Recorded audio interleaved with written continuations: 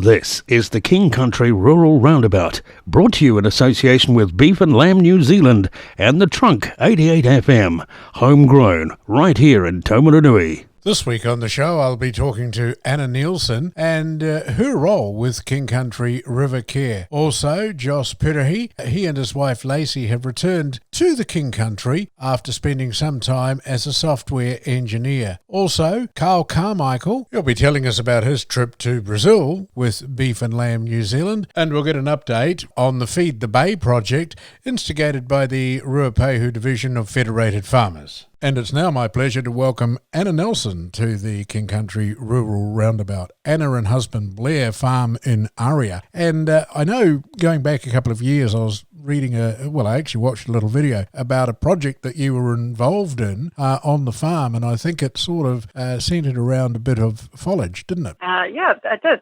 Yep. We did a beef and lamb, I think it was called demonstration farm project back then for four years, and it was we really looked at nutrition and how that could, improve our farming operation, looking at feeding animals more closely aligned to their needs. So there was a lot of condition scoring and sorting animals into the higher priority, lower priority, and looking at how we could better feed those higher priority ones, which is where we looked at a few different cropping options and how we could integrate those really well into our overall farm system. When you talk about condition scoring, how does that work, Anna? So that's predominantly in your ewe flock, breeding ewes. When they're freshly shorn, it's something we could do by eye. So just run them up a race and take off generally the lightest ewes, so they are then put in their own mob to be looked after better, or they might be light ewes might go in with the tutus, something a bit younger. And we're just trying really hard on the farm to keep condition score reasonably even, so avoiding taking a lot of condition off ewes at any time of the year. And also we have a Jenny Craig mob, so when they do come in a bit too fat, generally after at weaning, we'll take a mob that follows behind and works a bit harder. When they've got more wool on, we find you need to put your hand on the back of them and do it that way. And it seemed to be that you had a lot of success with the two-tooth. Yeah, we did. It was that was probably the most exciting part, I think, of that project. Those younger sheep, by feeding them as hoggets really well, even if we were lambing them, if you fed them on really good quality tucker, we could get them to grow to a mixed age ewe mating weight as a two-tooth, and then they performed just the same as mixed age ewes, if not better, as a two-tooth in the flock. So we were getting some really good weaning weight out of those lambs, and the two-tooths were coming through really, really strongly.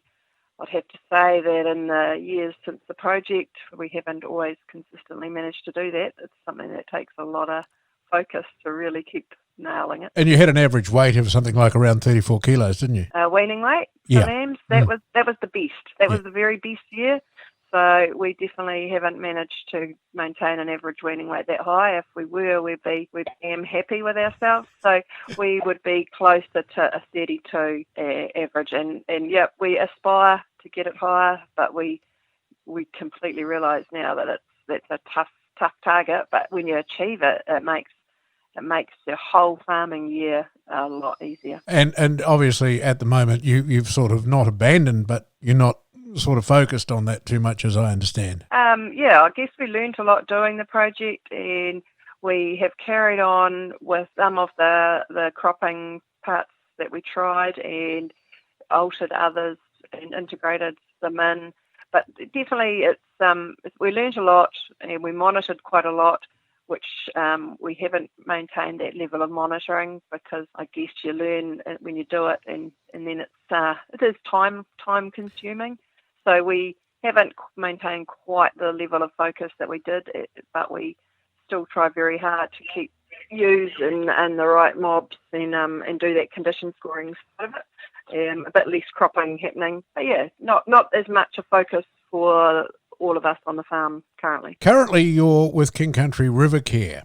Now, what's involved there? Tell me about that. I'm lucky enough to be contracted, so I actually get employed or paid to do coordinator services, catchment coordinator, they call me. So that was a bunch of farmers a couple of years ago that got together And it was in response to Plan Change 1, I think, initially that they said we really need to be to give ourselves a collective voice, and we need to have get together, pool our resources, and have a look at whether we can influence some of the process that's happening up in Plan Change 1 of the regional council, Waikato Regional Council. So that was the beginning, and just under 2 years ago, they pulled some money together and said, let's employ someone or contract someone to give us a hand, and we really shifted a focus then to helping farmers locally, I guess, understand what those proposed changes could mean for their business, understand a little bit more about implementing, best practice on farm, and how we could do that cost effectively whilst getting the desired environmental outcomes. We really wanted to be able to make money still, but farm in a really environmentally sensitive way and keeping, thinking about the future. What are the biggest issues that you've come across in that time? I think for the King Country region, it's probably reasonably well accepted that sediment and E. coli getting into the waterways are our challenges, and those are the obvious environmental challenges. We did expand with King Country River Care when we put a project towards MPI around resilient communities. So we recognise that there's some of the regulatory changes that have been proposed were extremely demanding for farmers, and that there was a bit of a threat in our view to resilient or thriving rural communities. So that we broadened out, and you'd have to say that is an issue in front of us still, is how to keep our rural communities thriving and a great place that attracts the next generation, young people to come and live and work. So I think that's on our cards. It's quite important too. Yeah. Now, I understand, I think it was last week or so, Damien O'Connor was in Te Kuiti talking about some proposals, and I know that at this stage a lot of that detail hasn't been released, but tell me about that in general terms. Yeah, so Minister O'Connor came along and announced a funding agreement with King Country River Care. It's a 3-year funding agreement, $840,000 over those 3 years. So great bunch of money, which he asked us to spend wisely. The plan with that money is it's all around really what I talked about. It's around our sub-catchment groups, really based around the Awakino and Moko rivers, a little bit in Upper Mangakiwa, and helping 8 sub-catchment groups that are already formed, roughly, to do some farm planning, to do some catchment planning, potentially some nutrient budget planning, understand the regulatory changes that are proposed, and look at how we can most successfully implement them locally. There's some money for some testing of river or stream health, and a couple other little projects within it. And really, we've tried to base it around the sub-catchments. So, right down in the gullies, and the locals in their valleys get to have a say on how they'd like that money spent. It isn't for that money isn't for planting plants or doing fencing. Right. But we're on the chase for some money specifically for those, and it'll be really good to tie the two together. I think the planning side is really important, but actually getting some action on the ground and getting some plants and some fences up, and will be really, they'll tie together really well. Is fencing a big problem with stock, or is it pretty good up there? We've got quite a variety of land in our area, so on some of those steeper hills, fencing is bloody hard work. It's not easy to do, so we're really looking to help policymakers understand the challenges associated with it. Yeah, I think that the number of people, the fencing contractors and the farmers' ability to for that capital outlay, it does make it challenging. So in parts of our region, and especially down your way, most definitely it's a big challenge, the fencing. It seems to be a fairly big concern all around because, again, as you've just said, it is important, it is a challenge. How can people go about sort of working on that just slowly within their own communities? Well, I think it's understanding what the proposed regulations, how they're going to impact you and your farm business. I think we're really still advocating extremely strongly, and none of this policy is settled either in the Waikato region or nationally with Essential Freshwater, that we're really advocating for farmers particularly the more extensive or lower intensity farmers, to be able to develop their own farm plan, and attached to that will be a 10 or 20-year action plan of the things that they need to do. So they need to recognise where the critical source areas, where the problem areas are on their farms, and they mostly know that. It's just, regretfully for farmers, we're going to need to write that down, and then we're going to need to show that we understand it's an issue and how over time we are going to ensure that it is improved. And I think, so I don't believe that there's a need to get out there and start fencing unless you already know you've got an area on your farm that is letting a lot of sediment or E. coli, which is really hard to see. But the sediment's one that we are more aware of when you see a hill face or it's a track around that stock are walking around. So it's just looking at your farm and looking at, after a rainfall event, where the water runs browner, because that's the sediment leaving your farm. So taking a look at it and just starting to think about where you might be able to put fences or where you might be able to shift a gateway in the next few years if you've got to do some fencing. It's just building it in my mind at this stage. It's building it into your regular maintenance, your farm kind of maintenance thinking. You've just got to be very conscious, I would suggest, of some of those environmental issues as well. And some farmers have, most farmers have been doing that, but I guess we just need to, society, our consumers are suggesting we need to just lift that awareness up a notch. So when it comes to testing, obviously that would be a fairly time-consuming job, wouldn't it? To test water quality? Yes, it is. So there's a few options available, and they're increasing all the time. But we've got old Schmack kit from Niwa. They sell those, and so our catchment group, King Country River Care, has a couple of those that we lend out to farmers. And I think there's more farmers actually themselves purchasing those to have so they can do some more regular testing. But probably, it's a bit of a hard one to know exactly the protocol you should follow with those. And every farm's different. Every farmer is different. So yes, definitely it takes time. And you want to get it really consistent, and you want to figure out a protocol that works, because let's face it, we get a rainfall event like we've had recently, and it does change your water quality, and then a week later it's changed again. And so, there's a lot of things that influence that are out of our control, and how we do some, if you're into doing some monitoring, how you do it effectively.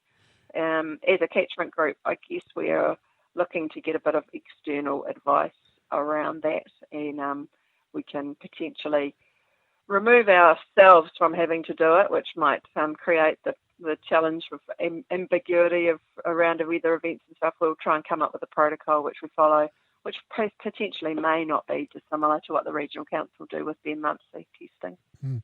Now, I know you mentioned that farmers have got to buy these kits from Niwa. Why are they not free? I don't know the answer to that. I guess it's a commercial product, but good point, very good point. And there is organisations around that might be keen to, likes of ours, River Care, other community groups that could potentially get some funding to access a few of the kits and then lend them out. I think that's a model that definitely could be looked at, because they do keep updating those kits. So you could get that way, keep the most recent kit available. So look, it's something that I think farmer groups, definitely community groups, could have a talk about. We could partner up with schools to do some of that monitoring and get the kids involved too. So it's something. They aren't free, but I'm sure let's work together and we can make it so that they're much more cost effective potentially. Now, I know it's hard to crystal ball gaze, but sort of finally, where do you see us moving forward? How do you see our waterways moving forward in the next 5-10 years or so? Are they getting better? That's a big question. So it depends. It depends who you ask, and I'm not qualified to give you that answer. I think potentially we just have to look after our own backyard. So each individual farmer has to be more aware, and then when we get together in our catchment groups or sub-catchment groups, I think learning from each other, getting some more understanding, I think that's really catchment communities like King Country River Care are really a great opportunity to work together to ensure that we do get some improved environmental outcomes over time. I think it's really catchment by catchment basis that you have to look at that and that you have to try and answer your question. So some catchment and some rivers are improving, others are deteriorating, and I think it's really important that we take this at a local level, which is the challenge with like the government's essential freshwater proposals. It's trying to put a blanket regulation across. But yeah, I think there's going to be some bottom lines in there that maybe we all have to step up to, and that's probably appropriate if they can get that right. But yeah, we need, as locals, as groups of farmers, to take responsibility for our waterways and our farms and the environment around us, and get it right. Finally, have you got a website that people can go and visit? No, we have a Facebook page. King Country River Care is on Facebook. That's it? But no. That's okay, because people can go to the Facebook and they can just type in King Country River Care and the page will come up and all the information's on there. Absolutely. Yep, definitely. Yep. It's been a pleasure talking with you, Anna. Thank you for your time. No problem. It's been a pleasure having a yarn, and look, I'm really happy for people out there that are here, they're listening to get in touch, and either by Facebook or my details are all written in Facebook too. So to have a yarn about anything we've discussed, more than happy to have a talk, and so yeah, get in touch if you need. You're listening to the King Country Rural Roundabout in association with Beef and Lamb New Zealand on the Trunk 88 FM. Homegrown, right here in Taumaranui. Learning on the go's easy with Beef and Lamb New Zealand podcasts. Beef and Lamb New Zealand has podcasts on a range of topics. Just open the podcast app on your phone and search for Beef and Lamb New Zealand. Once downloaded, you can listen to podcasts anywhere, including the car or the tractor. They're also available via your laptop on the Beef and Lamb Knowledge Hub. New podcasts are being released every week, and you'll find something to suit everyone. It's my pleasure to welcome Josh Pirihi to the show. Josh, welcome. Thanks, Brian. It's a pleasure to be here. Now, you and your wife Lacey, you're a young couple. You returned to work on Lacey's parents' farm, I understand, a couple of years ago. What was the change? How did this come about? Well, I guess it's the old story, you meet a girl and you never quite know where you'll end up. So True.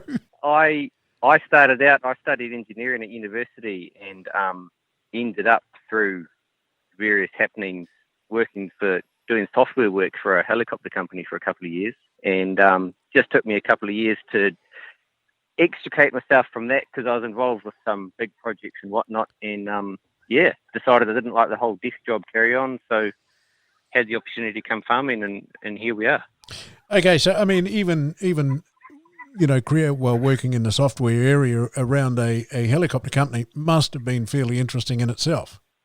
Oh, it was definitely, and and if you're the sort of person who can physically hack sitting at a desk all day, then absolutely, it's a really cool career, and it's a bit like any other interesting job, every day was different, always solving interesting problems and that sort of thing. So I don't regret my time there at all. Right. But for you, the rural life was the pull, and that brought you back to the farm. And I understand that you're working on your Lacey's parents' farm. Yes, that's right. How does a normal day go for you now? Well, we're pretty civilised, really. Start work at 8 o'clock in the morning. Generally finished by 5:30. So we'll spend a couple of hours shifting stock around the place and keeping everything fed, and then it's on to repairs and maintenance, or firewood, or big jobs like drenching or dagging occasionally. So it's pretty varied, which is pretty cool. Now, did you grow up on a farm in a rural area and know a little bit about farming beforehand, or was it a complete career change for you? It was a pretty complete career change for me. My grandparents have got a bit of land up north, and it wasn't entirely new, but I'd never really spent any time on a proper working farm, and my dad was in the Air Force and we're growing up, so we tended to move around quite a bit as well. So actually settling in a place and getting to know it, that's been pretty cool. Right. So, I mean, your desk is basically the paddock. these days. Yeah, exactly. Yeah. Yep. What have been, as I say, some of the challenges that you've come across? Perhaps Lacey's obviously sort of who grew up on a farm, probably knows a little bit about farming. But what are the adaptations that you've had to make over these last couple of years or so? Probably the biggest thing for me was the whole. Sometimes you got to knuckle down and do a couple of days of just menial, repetitive labour, and there's no two ways about it. And it took me, it might have taken me 18 months, 2 years to actually get my head around that and stop, getting pretty depressed about it. Now that I've been doing it a bit longer and I can see the bigger picture and see, what this is going to do, what the effects of this is going to be. It's actually being able to see the bigger picture, something that I'm still learning to do it definitely, but that's been the biggest adaptation rather than just showing up at work each morning, right, do this, go home. So you're out the back of Nakanui there, and how big's the property? We're 700 hectares effective. Okay, and is it fairly steep? Yep. Now, getting around on a daily basis, I would imagine you would end up getting pretty fit as well. Yeah, definitely, and that's one of the cool things about it as well. Like, I'm not a big sports player or go to the gym or anything like that, but I don't like exercising for its own sake, but actually getting out and about and keeping active as part of my job is awesome. Yeah, really appreciate that part of it. Yeah, and there's nothing better at the end of the day because, the satisfaction of coming in and knowing that, you've done a good day's work and you've for sure, yeah. Yeah, and you've maybe done a fair bit of exercise as well. Now, one point... Yeah, you've earned the tiredness. Yeah. It's always a good feeling. One point you touched on a minute or so ago was depression. Now, did that kick in for you at any point? You mentioned that, it was a pretty depressing sort of start. Did it actually? Well, yeah. Yeah, I guess I might have overstressed that point a little bit. I don't think I'm really given to depression. I don't think I've never experienced it properly. I've got family who has, and it's pretty unpleasant. But I pretty much took the attitude of I'll tough it out for a couple of years and see where we're at. And through that process, I've come to enjoy, even coming to enjoy the menial task a little bit as well, which is, I've never really been depressed, I guess. Yeah. Right. It's certainly something that's prevalent today. A lot of people that have come back to the land and a lot of farmers that have been there for many, many years have gone through. And it's not something that's talked about that often. And I really thank you for that because it is something that's relevant and more people are becoming aware of it. Now, you're on a beef and sheep station or farm. What are the ratios? So we've got about 3,500 ewes and, give or take, 600 cattle, and that's a pretty good fit for what we've got. Any more cattle and we'd tend to rip the place up, and any more sheep and it'd be too much work. Okay, so you once again, you're into the summer and the winter shearing. Winter shearing underway at the moment, or have you done that already? Not yet. We're hopefully getting into that sometime soon. And does that take you into the shed? Not me, no. I do a bit of crutching and dagging, but I'm yet to learn to shear. Okay. Now, tell me what Lacey does on the property. Is she out and about with you, sort of guiding you through some of the things that, perhaps she knows about? Well, I keep saying, if I'm in for lunch, say, hey, do you want to babysit the kids if you like, and you can go and drench those lambs? And she always gives me this funny look. And she never's out drenching the lambs. But she's pretty happy to more live here, and so we've got 1-year-old and another baby about to be born any day now. Oh wow! And so she looks after the kids and does a bit of work from home as well. So she's pretty happy doing that, and it's a pretty cool place to bring kids up. Yeah, it's got to be. You can't beat living in a rural community. Yeah, exactly. And there's something special about it. Now, the other thing I guess is that you've made the change. You made that career change. You made the move back to here to the King Country, and What would you suggest, or what would you say to people that are looking, say, in today's climate? They probably don't have any work in the city or anything like that. How do they go about getting involved, coming to work on a farm, living in the country? Well, I'd say give it a go, and stick with it for more than a season. Stick with it for 2 or 3 years, Yep. and see how you go when you actually start to understand things. Because I really struggled to be enthusiastic about it for the first year, and since then I've really come really keen about it. So you definitely need to stick with it, and I guess the biggest thing would be accept the fact that sometimes you got to do stink dirty jobs that no one else wants to do, and you just have to do them.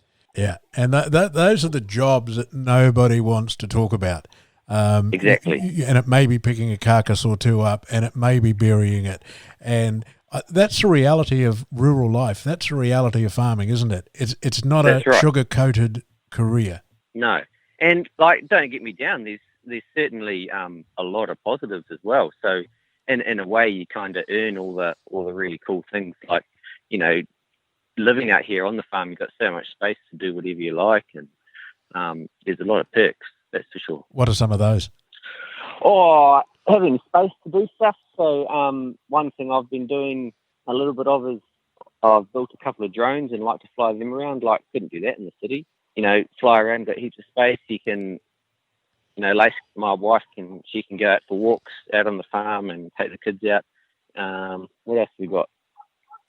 Oh, really good food. The best lamb and beef around. Yep. That's pretty choice. And it's there. It's at your doorstep, isn't it? That's right, yeah. Now, you just mentioned something there. You built a couple of drones. Most people go and buy them. How easy are they? Well, I wouldn't have a clue. But that interests me to some degree, because I'm not into these drone things. I've seen plenty of them for sure, but I guess that's where the engineering background, the software background comes into play, is that you can sit down, spend a bit of time in a shed, put something together, fly it. Yeah, and that's, the whole idea of going into the shed and building something, like we were talking about depression just before, and Yep. I find that's just a huge, actually sitting down and building something, being creative is, I think it's the biggest thing you can do against feeling down and feeling crook about life. And for me, going into the shed and tinkering with the drone, or building a little something here and there, or pulling my car apart for fun or something like that, it's awesome. It's absolutely golden. And to have, we've got a garage at our place. We've got the farm workshop that I can pinch some tools out of if I need. Don't tell the boss. It's just another one of those awesome things about living out here. And I think that's where the self-resilience comes in, that all of this stuff is at your doorstep. You're not rushing off into town. You're not rushing off into the city. You're not sitting in traffic for 3 hours or anything like that. You can walk into the shed. You can sit down there. You can put a plan together and say, righto, this is my project for the week.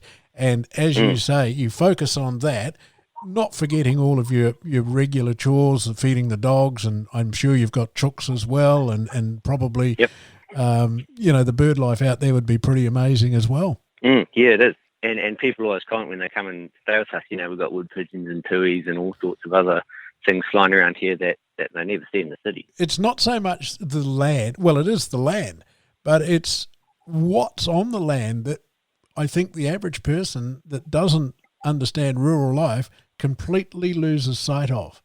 The wood pigeons, the native trees, the plants, the bush, maybe a kuni or two and a deer perhaps. Yeah, no, and that's something really cool, and it's great taking people around to show them, and look, you see a couple of deer down there, or these goats. Well, goats are not that great. There's we've got this 100 hectares of bush on the place, and we just let it be, and I think that surprised a few people who have taken around and like, oh, so you're not just kind of stripping the land bare and running off. It's actually, we are thinking of the long term, and you can see it when you're actually out here. I think that's the misconception, isn't it? That people just think farming is all about stripping the land, putting pine trees up, and away they go. It's not like that at all, is it? No, and well, pine trees is a whole issue in itself, but it's not in our interest to strip the land, and if it's not sustainable, then we'll go out of business. That's the the end game of it. So we have to look after it and be good stewards of this amazing resource that we have. And this is where it really, I say again, comes into its own, because people that outside of the country, the city folk, I know a lot of them are rethinking their futures through this COVID-19 business and looking at a change. And, it's not a sea change, it's a rural change.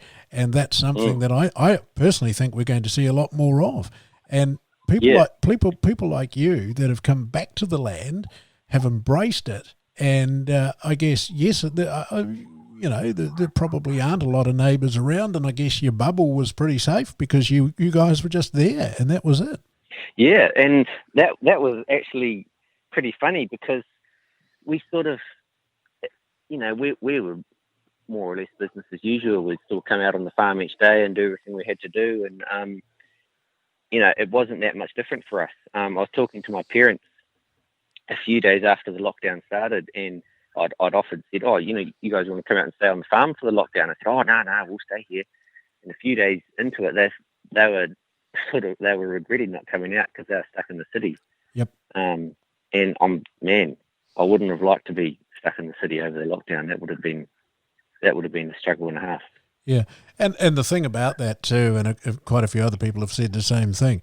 Hey, we're isolated in our own little way on our property. We can walk right across it. We can, jump on the bike and we can go for a ride. It doesn't matter because we're not answering to anybody. And I think that's a good thing. It is a great change from the city to the country.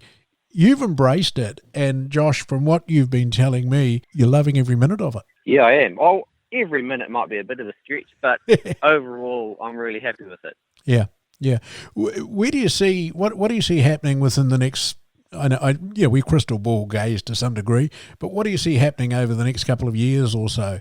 Have you got stock that you are sort of building up and looking at the development of stock and the sheep on the property? So we're just working on the farm at the moment, and, one day we'll be keen to buy in and actually make it ours. And when that time comes, for the time being, we're pretty happy where we are. Yep. So we're just going to keep plugging away and just trying to learn as much as I can, so I can be a good farmer when the time comes that I have the opportunity to look after it. I think what I'm hearing is that you're growing into it, and it's growing with you at the same time. You're developing and learning so much about what takes place on a property, and at the same time, you've got a young family there. They're going to be nurtured, and they're going to grow up in that environment. What could be better? Oh, I can't think of anything, to be honest. That is fantastic stuff, and I really thank you for your time. It's been a pleasure talking with you, Josh. No worries, Brian. It's been this has been cool. Facing challenges or looking to try something new in your farming business? The Beef and Lamb New Zealand's Knowledge Hub has a huge range of material from other farmers and industry experts to help you get the information you need to make informed decisions. You can find everything from animal health to the zero carbon bill on the Beef and Lamb website in a range of formats, including articles. You're listening to the King Country Rural Roundabout in association with Beef and Lamb New Zealand on the Trunk 88 FM. Homegrown, right here in Taumaranui. And it's now my pleasure to welcome Carmichael to the show. Carl is a manager on a Landcorp block, Waititi Station, out the back of Bennydale. Carl, welcome. Yeah, good to be here. Thank you. Now, I want to talk a little bit about your participation in the International Beef Alliance Tour of Brazil, but before that, I want you to talk to me a little bit about the beef and deer station that you run out there. How does that all go for you? Yeah, we're sheep, beef and deer property here. We've just sort of been through a few changes. I've been here about 6 months, so changed the policy around a little bit. We've moved away from breeding cows, just the straight door cattle, purchasing and finishing, and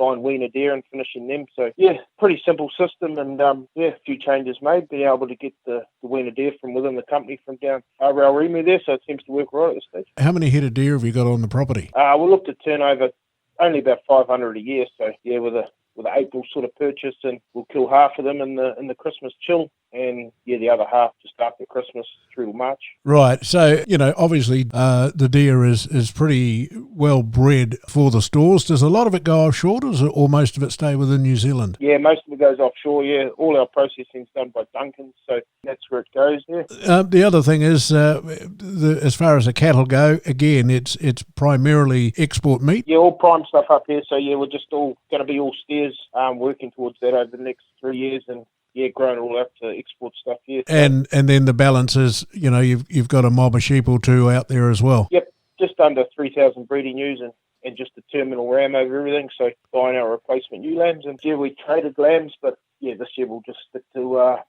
homebred stuff, finishing those. How many staff on the property, Carl? 3 of us here. So in all round, it's a pretty busy operation that keeps you on your toes every day, I would imagine. Yeah, there's a bit going on, there's a fair bit of R&M to do on the place, and tracks and that sort of thing. So we're just getting into that now, a bit of fencing development and water development, and yeah, interesting little block. It's a nice bit of dirt, so pretty promising future for it, I think. And it's a good spot out there. I haven't been out there for a fair long time, but I loved it out there. I always was impressed with the quality of the land out there. It was always in good nick. Yeah, slightly lighter soil than down in Tamaranui, but it's not too bad. Seems to be reasonably free draining, and so far a little bit warmer than Tamaranui, but yeah, we haven't done a winter here yet. So now, you participated in the International Beef Alliance Tour of Brazil last year, and Beef and Lamb New Zealand were the ones that sponsored you. How did that come about, and take us through the stage from the beginning to the end? Yeah, it just come about. I didn't really know anything about it. We got a phone call from a neighbour saying,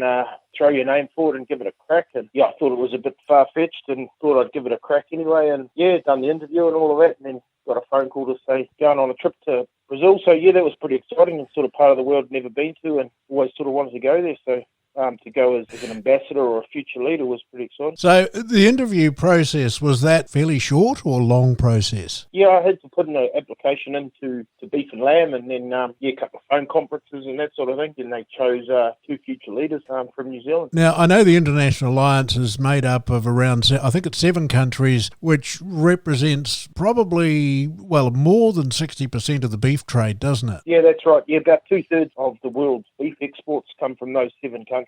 So when you headed off, and obviously to get to Brazil, it would have been a fairly long haul, I would have thought. You went with the group, or was it just you? Yeah, no, we went as a group. Yeah, pretty interesting trip. But yeah, long flight over to Argentina and carried on up into Brazil, and something I've never seen before, that many bloody people in an airport and that sort of thing. Yeah. Quite an eye-opener, yeah. You get on your little transit bus and you travel for half an hour and get to your hotel, and you're still actually in the airport. So someone from Tamaranui never sort of seen anything like that before. It would have been an eye-opener for sure, I would imagine. Now, tell us a little bit about the Alliance. The Alliance, I know, works to exceed global consumers' expectations in respect to beef, doesn't it? Yeah, that's right. So it's about those 7 countries meeting together and having a constant relationship, working together all the time to make sure, the beef sector's heading in the right direction with some pretty good values and marketing around it. So what are the expectations around that, Carl? Yeah, just so that, all these countries are producing a solid beef product, and, it's a clean product, and it's about the beef industry working together, and Beef and Lamb New Zealand, they lead that. Got some really good policies around that, and it's about a relationship with the growers and being able to market their product. So we are getting the best value for our product around the world. Yeah, and one thing I understand too is that it's sort of all about eliminating the non-scientific and the political trade restrictions, keeping them out of it so that the farmers can get on with doing the job, because I would imagine it would be a fairly poor country, wouldn't it? Yeah, it is. So that's why, this IBA is made up of each country's, farming group of people, such as our Beef and Lamb. It's not, there's no politicians or anything involved. It's just the people that have got that meat sector at heart and all working together to get the right results out of it, and just keeping that relationship. How different is it in terms of the way they sort of produce their beef and so forth? What's different between Brazil and New Zealand? What are the things that stand out there for you? Yeah, well, it's a very warm, hot hot climate over there, pretty dry, so a lot of grass-fed animals over there. The Nelore cattle is their main breed, so it looks a bit like the Brahman, but it's a white cattle beast, and they leave a lot of their stuff as bulls, and, they'll grow this long grass, nothing like we see over here. It'll grow, 1.5 meters tall, and they'll put only 100 cattle in there, and they'll graze it right down short, and then they'll move them on, and they might top them up with a bit of grain or something, but generally most of the farms we saw were just grass-fed operations. Right, and obviously at the end of the day, it's something that's come out quite a lot, is grass-fed is certainly a lot better than grain-fed, and they obviously are doing it right. Do they have big numbers of staff on the properties, or are they fairly well minimalised? Yep, no, they're quite staffed up. They've got cowboys there, do a lot of stuff on the horses and that sort of thing, and, big numbers of cattle. One farm we went to had 20,000 head of cattle. So, wow. Large scale of things over there. We went to one farm that has an annual bull sale. They sell 500 bulls in an afternoon, So, large scale. And, for a country that's got 230 million cattle, I guess you expect it to be a little bit like that. Yeah, that's right. It is. It's a very, very high producing. Do they export a lot of it, or is a lot of it kept internally and within South America? They export a lot of it. They're the world's largest exporter, and with China and Hong Kong being their major markets, they take sort of 45% of everything they produce. So very, very, very high beef producing country. And yeah, absolutely. I'm sure you sampled a steak or three. Yeah, certainly did. It was quite good because you went to sort of half a dozen different farms, and everyone you went to, they wanted to put on the best bit of meat and best show for you. So it was quite a good trip in that regard. I was on a bit of a finishing program myself, doing sort of a kilo a day. So pretty good. How does the beef compare to our beef? Did you notice a difference between the two countries? Yeah, pretty similar. Like they know how to cook their meat over there, and they know how to look after it.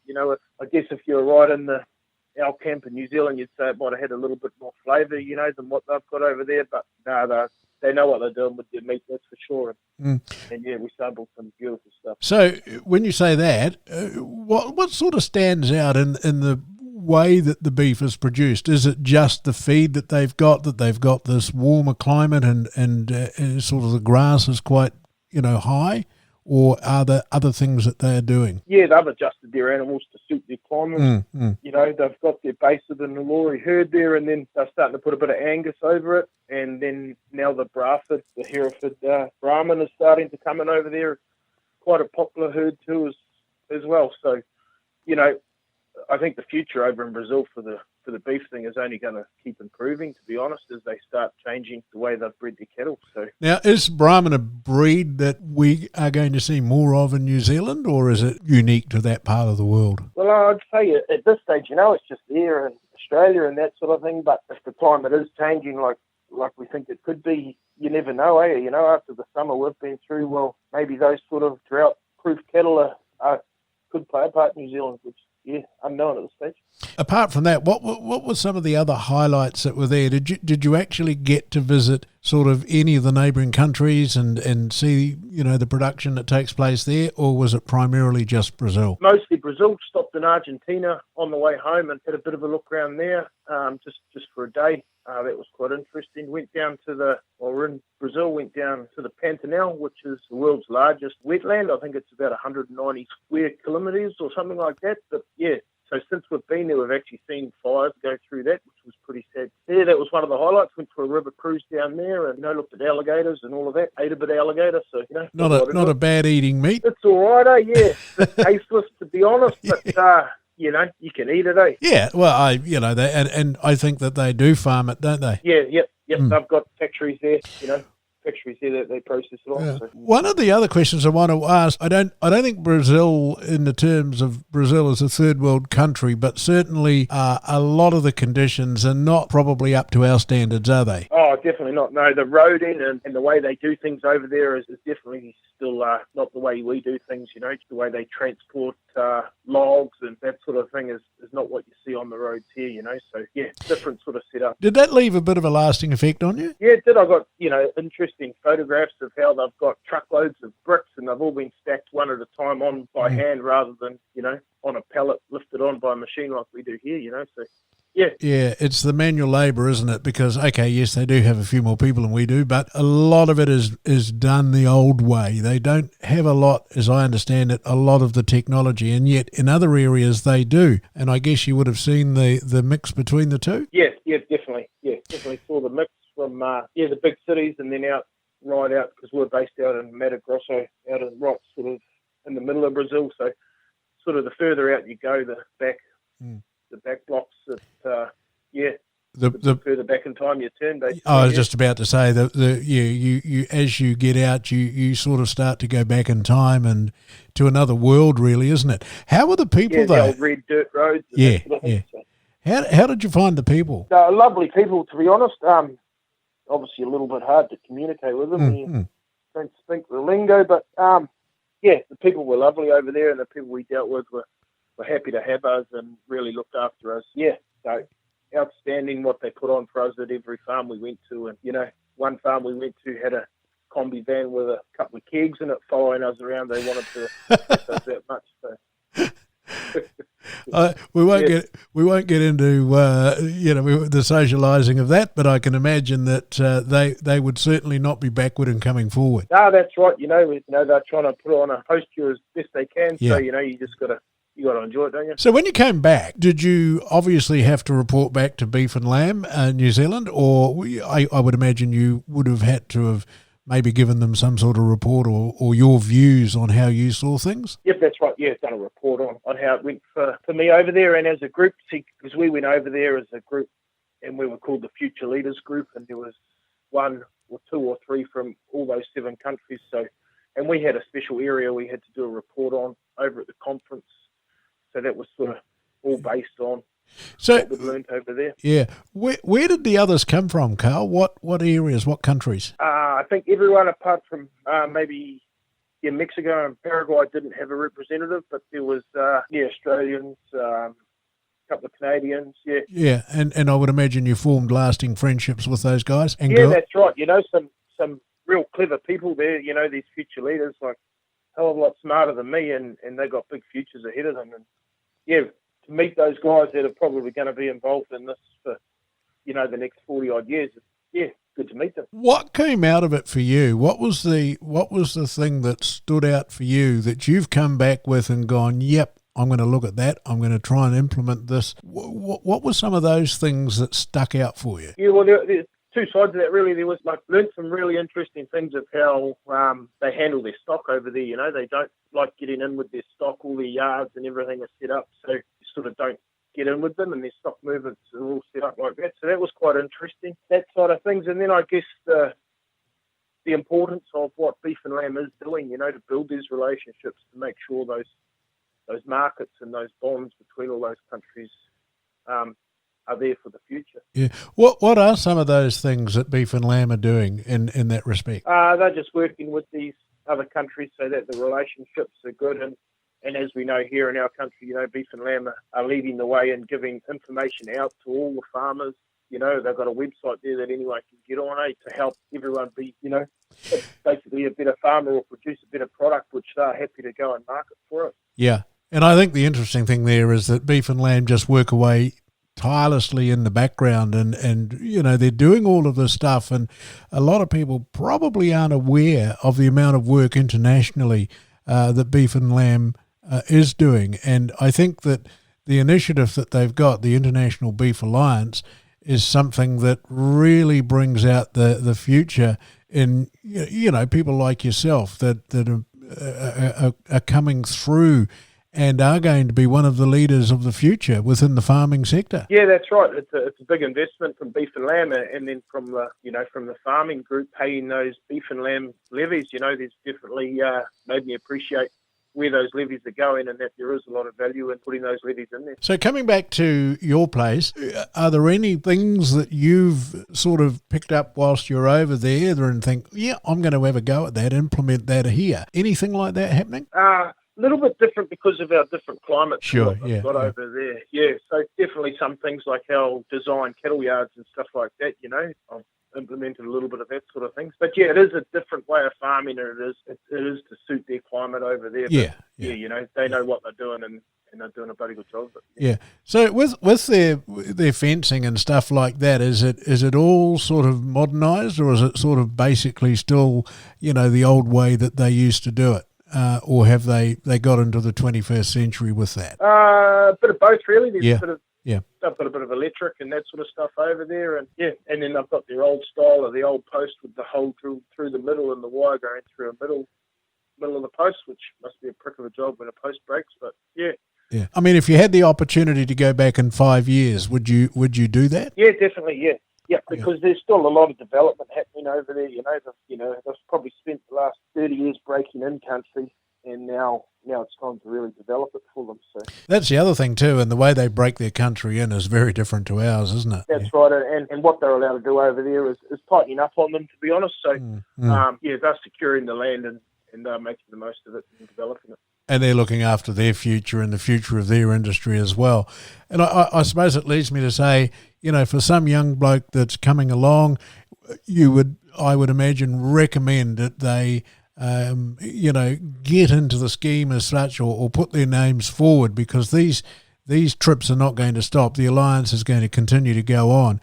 And I would imagine you'd be saying, yep, put your name forward. Oh, absolutely, yeah, get stuck into it. Trip of a lifetime, and the people you meet over there, and even your Kiwi mates you go with, you build relationships for life. It's a great experience, yeah. A couple of final questions. Did you have not a chaperone as such, but a tour leader that was from Beef and Lamb that was there with you, or were you guys just left to your own device? How did that work? Oh, our Beef and Lamb team sort of.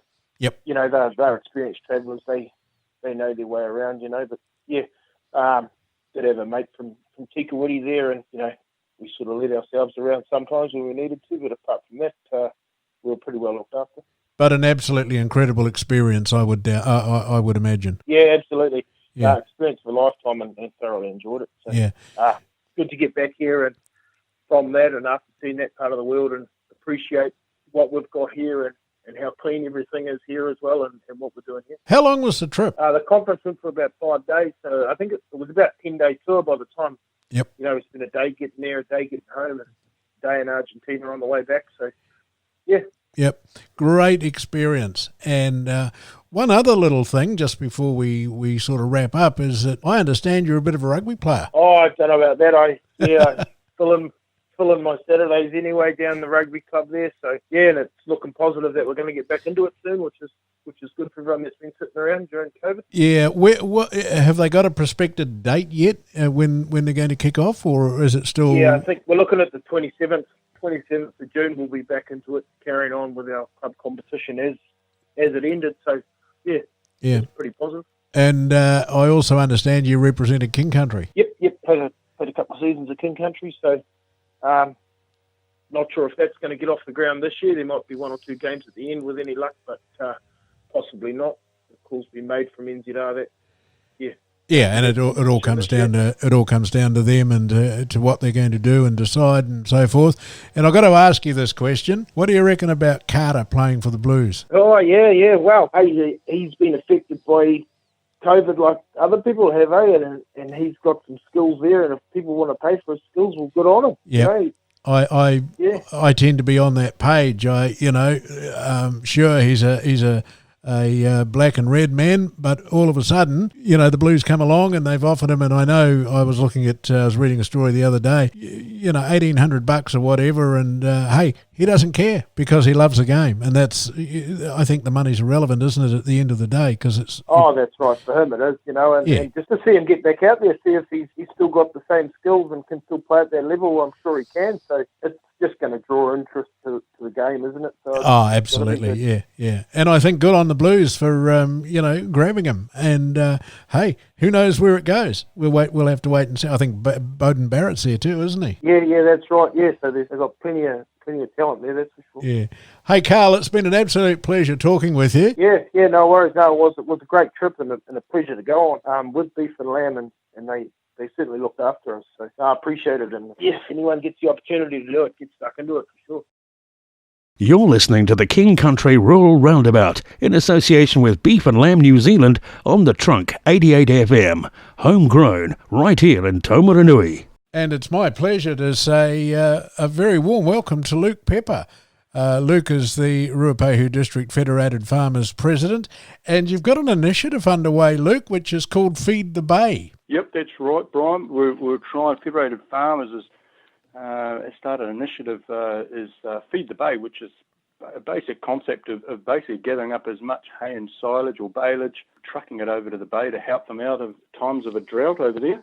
Yeah, it's pretty serious, I understand, and I think Ian McKelvey was over there the other day and said, no, it's not pretty at all. So how does it work, Luke? Tell me what happens. The basic concept is we're just going to ask as many farmers as we can, get the word out there. We're after, a couple of bales or one or two bales or more of them area from each farmer who's got some spare to donate a bale. We'll try and bring it onto Ongarui Transport down there in Mananui, and from there we're going to truck it over to the bay. So far, it's been going sort of 24 hours. We've got a truck and trailer pretty much full already, so things are looking good, but we're just keen to get as much as we can over there to help them out. Right, so it includes hay, silage, anything at all that a farmer's got spare. They can, give you a call? That's right, yeah. Look, preferably the hay and the big bales, the silage, square bales, or even the little bales. Yep. Stuff that's easy to stack on a truck and get over there, obviously, in one piece would be good. But yeah, any feed source we'll be interested in it, or if you know of anyone over there around the country that might have a different feed source that could help us out, yeah, we're only too happy to look into it. And Ongarui Transport is going to take this over free of charge. They've donated their time and their trucks to get it across, as I understand. That's right, as well as Rural Support Trust. Mm-hmm. So they're going to help out with some freighting costs. Ongarui Transport are going to help out with some pickups around the district, but we're kind of hoping that farmers can sort of, you're coming to farmlands to chuck a bale on the back of the ute and bring it off. We'll have a tractor down at the yard at Ongarui Transport, and we can sort of offload them, and when we've got enough for a truck and trailer, we'll start sending them over. Right. Now, if a farmer's got a spare bale or whatever he might have, where does he take it, Luke? Yeah, that's the Ongarui depot there at Mananui. Yep. Darryl and Rob sort of know they're coming, so if we can sort of, the farmer can let them know they're coming, then we'll try and have someone there with a tractor to help unload. Otherwise, there is, you can give me a call on 027 329 2849, and we're only too happy to, put a ute. We're lucky we've got other little trucks around the district that might be able to put a few bales on. Your neighbour might be bringing in, try and work it in together and get as much bales as we can into town. The initiative is Feed the Bay. It doesn't matter what you've got. If you've got any spare, you may have a mate down the road or a bit further down the line. Make contact with them and get as much as possible across to the Hawke's Bay. That's right. They're still struggling over there. Yeah. We're green here. We've been lucky. We've been catching the rain. They caught a little bit last weekend, but they're still brown. They're still on the boards. So things don't look good for them going into winter. They're still well down and miles away from where they need to be this time of the year. Keen to help them out. Yeah. We've seen other districts sort of get in behind it. There's Wairarapa and Taranaki have given some, but they just need a lot more feed than you can actually imagine. Right, so the project is Feed the Bay. It's being coordinated by you and Federated Farmers, of course. The idea is that if you've got a bit of spare hay, give Luke a call on 027 329 2849 and he'll coordinate that, or you can drop it into the Ongarui Transport Yard out at Mananui there, just along from pretty much opposite the fertiliser works, isn't it? That's right, that's perfect. I wish you well with it. We'll keep an eye on it for you, and we'll make sure that, these guys over in the Hawke's Bay get looked after, because we'll certainly in the King Country be doing our bit in and around the Ruapehu district. Is there anything else you'd like to add to that? Yeah, just to think about, farmers. It's farmers helping farmers. When times of drought, there's not a lot of handouts out there. So really, it's got to be farmer looking after farmer. It's not only, it's the stock and animal welfare, but the mental health of farmers over there, from what I've seen of them receiving bales, it's like Christmas. So, I think it would be a great story if Ruapehu can get in behind this and help another farmer out. Once again, if anybody's got a spare bit of hay or a bit of silage, give Luke a call on 027 329 2849, and I'm sure that there'll be many people around that'll get behind it. That was the King Country Rural Roundabout, brought to you by Beef and Lamb New Zealand. Be listening same time next week for another edition of the King Country Rural Roundabout in association with Beef and Lamb New Zealand on the Trunk 88 FM, homegrown right here in Taumarunui.